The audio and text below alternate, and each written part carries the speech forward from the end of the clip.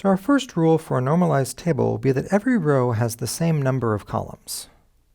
A column can be empty or zero, but we can't have 2 columns in some rows and 3 columns in another row. That just doesn't make sense in a relational database. In fact, that's pretty much the same thing that's going on when we had the food 1, food 2, and food 3 columns.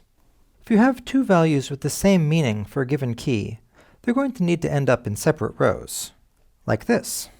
Second rule. Some 1 or more columns of the table are the key, which identify what thing each row is telling us about, like an animal, a species, a bank account number, a website user. In a simple table, like majors, it may be that all the columns are part of the key. Any other columns in the table, besides the key, have to describe something about the key.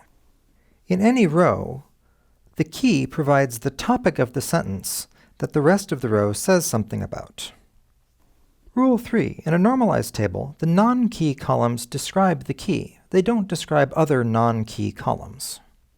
So if you had a table of items and how many there are, and what location they're in, and the street address of that location, to normalize that, you'd want to split out the mapping from location to address from the rest of the table, like so. That way, you can talk about a location without talking about any particular item. It's not as if the street address is specific to a particular item, after all. Lastly, in a normalized table, the rows don't imply relationships among the data that don't actually exist. This is something to watch out for, especially when you have multiple rows about the same entity and multiple facts you want to record about it. Suppose that you have some information about some people's work skills, including the languages that they know. Here, Annabelle knows databases, and Linux, and data science, and English, and French, and Arabic. And Leon knows data science and Windows, and English and Kurdish. But databases don't have anything particular to do with English, nor Linux with French.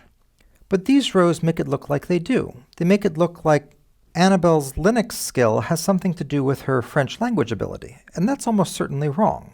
So the mapping from people to their technology skills, and the mapping of people to the languages they know, belong in separate tables. So there are 4 rules for normalizing tables. There's a lot more to learn about this topic, though. I've put some links in the instructor notes that you might want to read.